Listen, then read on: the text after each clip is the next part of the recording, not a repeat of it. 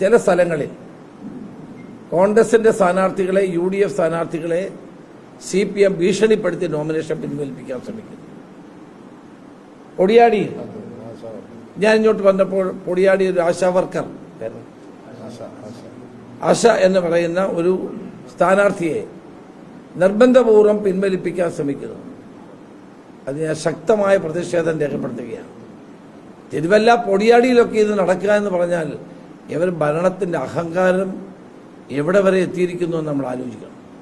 വല്ല ആന്തൂരിലോ മലപ്പട്ടത്തൊക്കെയാണ് നമ്മൾ കേട്ടിട്ടുള്ളത്. മലപ്പട്ടത്ത് ഞാൻ KPC പ്രസിഡന്റ് ആയിരിക്കുമ്പോൾ ഞാനാണ് അവിടെ പോയി പൊതുയോഗം നടത്തി. എല്ലാ സ്ഥാനാർത്ഥികളെയും അന്ന് വിഡ്രോ ചെയ്യിപ്പിച്ചു, ഭീഷണിപ്പെടുത്തി. ആന്തൂരിൽ കഴിഞ്ഞ തവണയും MV ഗോവിന്ദ മാസ്റ്ററുടെ സ്വന്തം നാടാണ് ആന്തൂർ. ആന്തൂർ മുനിസിപ്പാലിറ്റിയുടെ ചെയർപേഴ്സൺ ആയിരുന്നു ഗോവിന്ദ മാസ്റ്ററുടെ ഭാര്യ. ആ ആന്തൂർ മുനിസിപ്പാലിറ്റിയിലാണ് ജനാധിപത്യത്തെ കശാപ്പ് ചെയ്തുകൊണ്ട് ഭീഷണിപ്പെടുത്തി കോൺഗ്രസിന്റെ സ്ഥാനാർത്ഥികളെ പിൻവലിപ്പിക്കാൻ ശ്രമിക്കുന്നത്. ഇതെന്ത് ജനാധിപത്യമാണ്? ഇതാണോ ഗോവിന്ദ മാസ്റ്റർ പറയണം? ഇത് ശരിയാണോ? അപ്പോൾ പൊടിയാടിയിൽ ഇങ്ങനെ ഒരു സ്ഥാനാർത്ഥിയെ പിൻവലിപ്പിക്കാൻ തീരുമാനിച്ചു. അതിന്റെ ഭാഗമാണിത്. അപ്പോൾ ഈ ഭീഷണി ഉണ്ടാകുന്നതിന്റെ കാര്യം എന്താണ്? ഇവർക്ക് പരാജയ ഭീതിയാണ്. കേരളത്തിൽ ഐക്യജനാധിപത്യ മുന്നണിക്ക് വളരെ അനുകൂലമായ രാഷ്ട്രീയ സാഹചര്യമാണ്. ഈ പഞ്ചായത്ത് തെരഞ്ഞെടുപ്പിൽ വൻപിച്ച മുന്നേറ്റമാണ് UDF ഉണ്ടാക്കാൻ പോകുന്നത്. വൻ വിജയമാണ്. ഇതുവരെ ഉണ്ടാകാത്തൊരു വിജയമായിരിക്കും UDFന് ഈ പഞ്ചായത്ത് തെരഞ്ഞെടുപ്പിൽ ഉണ്ടാകാൻ പോകുന്നത്. അത് മനസ്സിലാക്കിക്കൊണ്ടാണ് CPM പ്രവർത്തകർ ഹാലിളകി പല സ്ഥലങ്ങളിലും സ്ഥാനാർത്ഥികളെ പിൻവലിപ്പിക്കാനും ഭീഷണിപ്പെടുത്താനും ശ്രമിച്ചുകൊണ്ടിരിക്കുന്നത്. പക്ഷെ അതൊന്നും വിജയിക്കാൻ പോകുന്നില്ല. ജനങ്ങൾ ഈ തെരഞ്ഞെടുപ്പിൽ UDFനെ വൻ ഭൂരിപക്ഷത്തോടെ അധികാരത്തിൽ പഞ്ചായത്തുകളിൽ കൊണ്ടുവരാൻ വേണ്ടിയിട്ടുള്ള ശ്രമങ്ങളുമായി മുന്നോട്ട് പോകും എന്ന് ഞങ്ങൾക്ക് ഉറപ്പുണ്ട്.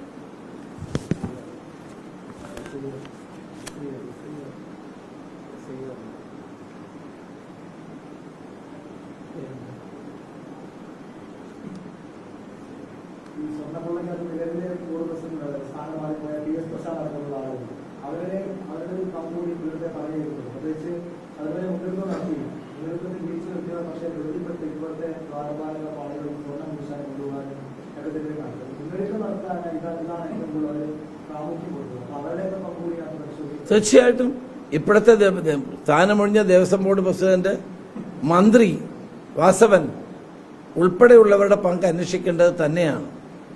ആദ്യം നേരത്തെ സ്ഥാനമൊഴിഞ്ഞ ദേവസ്വം ബോർഡ് പ്രസിഡന്റ് അത് നീട്ടിക്കൊടുക്കാനാണ് തീരുമാനിച്ചു, 1 വർഷം. അപ്പം ഇത് മനസ്സിലാക്കിയോണ്ടാണോ പിണറായി വിജയൻ അവർക്ക് ഇനി നീട്ടിക്കൊടുക്കേണ്ട എന്ന് തീരുമാനിച്ചതെന്നാണ് എനിക്ക് ചോദിക്കാനുള്ളത്. അപ്പം അവരുടെ പങ്കും സംശയാതീതമായി തന്നെ അന്വേഷിക്കേണ്ടതാണ്.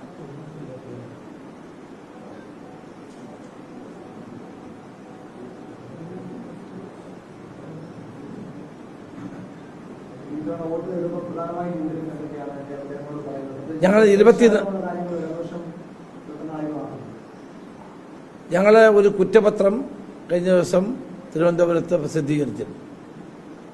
പഞ്ചായത്തുകളെ ഞെക്കിക്കൊല്ലുന്ന ഇടതുപക്ഷ മുന്നണി സമീപനത്തെ, ഗവൺമെന്റിന്റെ സമീപനത്തെ തുറന്നു കാട്ടുക, അധികാരം ജനങ്ങളിലേക്ക് എന്ന മുദ്രാവാക്യം വെച്ചുകൊണ്ടാണ് ഞങ്ങൾ ഭരണഘടനാ ഭേദഗതിയിലൂടെ പഞ്ചായത്ത് രാജിനെ ശക്തിപ്പെടുത്തിയത്.